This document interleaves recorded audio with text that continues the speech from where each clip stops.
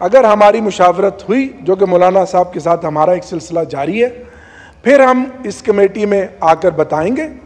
और अगर हमें फैसला करना पड़ा मुल्क और कौम के वसीतर मफाद के लिए, तो फिर बिल आखिर हमें जाना पड़ेगा अपने बानी चेयरमैन वज़ीर आज़म इमरान खान साहब के पास, और वहाँ जाकर हम मुशावरत करेंगे और वहाँ से इजाज़त लेंगे। ये मेरा मौक़िफ़ था और यही मौक़िफ़ मेरी बहन शाहिदा रहमानी का था। लेकिन बाहर निकल कर ये तासुर दिया गया कि ये जो ड्राफ्ट है ये मुतफ़क्का तौर पर मंजूर हुआ है। कतन ऐसा नहीं है, मैं इसकी वजाहत करता हूँ। और फिर अगर यही ड्राफ्ट था और जो कि हमने देखा, जिस पे कॉन्सेंसस करने की कोशिश की गई, सब ने इनपुट दिया, तो फिर ये 20 दिन से इस जबर और जुल्म का बाजार बर्पा करने की क्या जरूरत थी। मैं ये समझता हूं, फ्लोर ऑफ द हाउस पे ये कह रहा हूं जिम्मेदारी से, कि अभी भी ये ड्राफ्ट असली नहीं है। कुछ ना कुछ जरूर है जिसकी पर्दादारी है, और कल या जब भी बिल्ली थैले से बाहर आएगी तो कौम को पता लग जाएगा। आज 18 तारीख हो गई है। आप जब पर्सन स्पेसिफिक की बात करते हैं तो 24 तारीख को चीफ जस्टिस मौजूदा काजी फायज ईसा रिटायर्ड हो रहे हैं। मेरा ये मुतालबा है कि मंसूर अली शाह साहब का बतौर चीफ जस्टिस पाकिस्तान नोटिफिकेशन किया जाए। आदल बाज़ई साहब के प्लाजे को मिसमार कर दिया गया, और जरताज गुल वजीर हमारी पार्लियामेंट्री लीडर, जिस तरह से उनको उठाया गया, जिस तरह से उनको घसीटते हुए ले गए, और ये भी ख्याल ना किया कि वो खातून है। इसी तरह हमारे खान साहब के फोकल पर्सन इंतज़ार पंजोता साहब, जिनका काम था सिर्फ वो मीटिंग्स मैनेज करते थे और लीगल एडवाइज़र थे और फोकल पर्सन थे जो कोर्ट ने मुकर्रर किया था। मोहम्मद आमिर डोगर साहब। बहुत शुक्रिया डिप्टी स्पीकर साहब, आपने आज इस मौजू पे बात करने का मौका दिया कि जो आइनी तरामीम हो रही हैं और उससे पूरे मुल्क में भौचाल आया हुआ है। कहने के तो राजा साहब ने भी बात की और बाकी अहबाब ने भी बात की कि कंसेंसस होना चाहिए, मिलकर आगे चलना चाहिए, और ये जो कानून साजी हो रही है ये कोई पर्सन स्पेसिफिक नहीं है, कोई पार्टी स्पेसिफिक नहीं है। लेकिन अमलन डिप्टी स्पीकर साहब ऐसा नहीं है। जो माहौल बाहर बना दिया गया है और पिछले 20 से 25 दिनों से हमारे MNAs को जिस तरह प्रेशर डाला जा रहा है, उनको अगवा किया जा रहा है, चादर चार दीवारी को पामाल किया जा रहा है, ख़वातीन बच्चों को उठाया जा रहा है। एक इसकी मिसाल अपने परसों देखी, हमारे MNA जैन कुरैशी साहब की अहलिया को उठाया, शेम। उससे पहले हमारे सादुल्ला बलोच साहब की अहलिया और उनकी बेटी को उठाया गया, और इसी तरह रात हमारे MNA कोयटा से आदल बाज़ई साहब के प्लाजे को मिसमार कर दिया गया, और जरताज गुल वजीर हमारी पार्लियामेंट्री लीडर, जिस तरह से उनको उठाया गया, जिस तरह से उनको घसीटते हुए ले गए, और ये भी ख्याल ना किया कि वो खातून है। इसी तरह हमारे खान साहब के फोकल पर्सन इंतज़ार पंजोता साहब, जिनका काम था सिर्फ वो मीटिंग्स मैनेज करते थे और लीगल एडवाइज़र थे और फोकल पर्सन थे जो कोर्ट ने मुकर्रर किया था। आज 10 दिन हो गए हैं, उनका कोई पता नहीं। और क्या जुल्म है कि आज जब इस्लामाबाद हाई कोर्ट में केस लगता है उनकी बाजियाबी का, तो इस्लामाबाद पुलिस आकर कहती है कि हमें नहीं मालूम इंतज़ार पंजोता कहाँ है। इससे बड़ा जुल्म होगा। खान साहब की दोनों बहनें अलीमा खान साहबा और उनकी दूसरी बहन वो पाबंद सलासल हैं। आज 15 दिन हो गए हैं।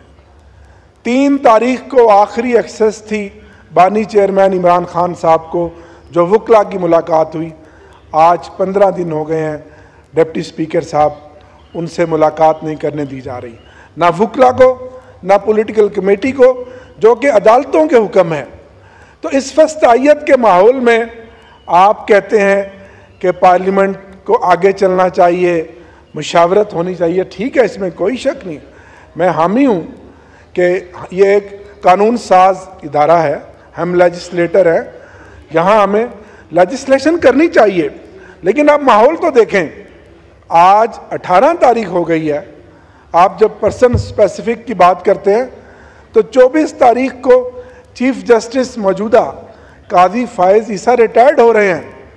मेरा ये मुतालबा है कि मंसूर अली शाह साहब का बतौर चीफ जस्टिस पाकिस्तान नोटिफिकेशन किया जाए। अगर आपकी कोई बदनीयती नहीं है, आप अगर उनको चीफ जस्टिस मानते हैं तो फिर उनका नोटिफिकेशन करें, वो सीनियर मोस्ट है।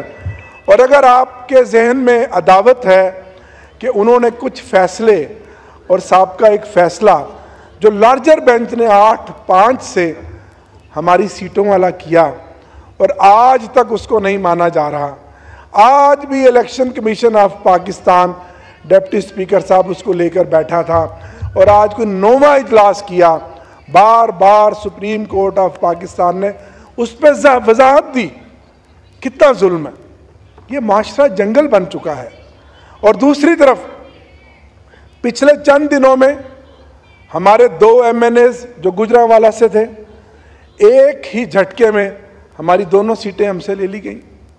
रहीम यार खान की सीट गुंडागर्दी से, पंजाब पुलिस की बदमाशी से हमसे छीन ली गई। और ये पहली बार ऐसा हुआ है, डिप्टी स्पीकर साहब, मैं स्पीकर साहब से भी ये मुतालबा करूंगा और आपसे भी मैं इस पर रूलिंग मांगूंगा कि उसके बदले में जो हमारे MNA साहब वहाँ जीते, जो जितवाए गए फॉर्म 47 के ज़रिए, एक खातून मेंबर्स कल से इस ऐवान में आई हैं। मेरे लिए वो बहुत काबिल एहतराम है, मेरी बड़ी बहनों की तरह है। लेकिन ऐसी कभी कोई मिसाल नहीं है आज दिन तक कि 2002 से आज दिन तक इस असम्बली में मखसूस नशिस्तें, जनरल इलेक्शन में जो पार्टियां जीतती हैं, गैर मुस्लिम और मखसूस नशिस्तें, उनको हर पार्टी जीतने वाली नशिस्तों के मुताबिक उनको अलॉट कर दी जाती हैं। 2002 से मैं डायरेक्ट और इनडायरेक्ट इस पार्लियामेंट का हिस्सा हूं। आज तक ऐसा नहीं हुआ कि एक सीट अगर ज़िमनी इलेक्शन में एक पार्टी ने जीत ली है तो उसके बदले में आप फ़ौरन ही तीसरे दिन एक सीट दे के उस ऑनरेबल मेंबर को बिठा दें। इसकी कोई मिसाल नहीं है। और उसके जवाब में 2024 में जो 94 सीटें हमने जीती थी, हमें आज तक हमारी मखसूस नशिस्तें नहीं दी। इससे बड़ी फस्तायत, इससे बड़ी बदमाशी, इससे बड़ी गुंडागर्दी, जानबदारी की इंतहा कभी होगी ये मुआशरा? और आज दिन तक हमारे जो ऑनरेबल सुप्रीम कोर्ट ने फैसला किया रिजर्व सीट का, वो हमें नहीं दी गई।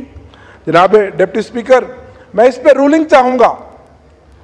क्या जनरल इलेक्शन के बाद अगर कोई पार्टी का, किसी भी पार्टी का मेंबर किसी भी वजह से सीट खाली हो जाती है, क्या उसके नतीजे में कोई स्पेशल सीट आ सकती है? बिल्कुल नहीं आ सकती। कानून और आइन भी कहता है, लेकिन आज ना कानून है ना आइन है। और उसके बाद जनाब स्पीकर, आप चले हैं कानून साजी करने। सर, हम 4 MNAs, जबर का मौसम है, जुल्म और फस्तायत है, सिर्फ 4 MNA इस असेंबली में इजलास के लिए आए हुए हैं और हमने भी अपने सरों पे कफन बांधे हुए हैं क्योंकि हम हक के रास्ते के मुसाफिर हैं। बाकी पूरी असेंबली हमारी पीछे देखें, हमारी सीटें खाली हैं। उसकी क्या वजह है? कि हमारे MNAs छुपे हुए हैं, डर और खौफ के साए हैं, उनके घरों में छापे मारे जा रहे हैं, खवातीन को उठाया जा रहा है, उनके कारोबार तबाह बर्बाद कर दिए हैं। ऐसे में आप कहते हैं कि जी कॉन्सेंसस करें। इस तरह कभी कॉन्सेंसस हुआ, कभी मुशावरत हुई है? आज की जनाब डिप्टी स्पीकर साहब मीटिंग में भी मैंने यही मौक़िफ़ रखा कि मेरी लीडरशिप, जो मेंबरान हैं इस कमेटी के, वो गए हुए हैं मौलाना फजलुर रहमान साहब से मीटिंग करने, और उसके बाद अगर हमारी मुशावरत हुई, जो कि मौलाना साहब के साथ हमारा एक सिलसिला जारी है, फिर हम इस कमेटी में आकर बताएंगे।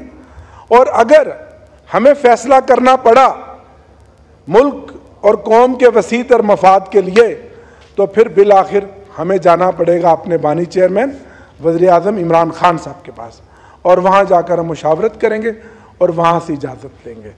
ये मेरा मौक़िफ़ था और यही मौक़िफ़ मेरी बहन शाहिदा रहमानी का था।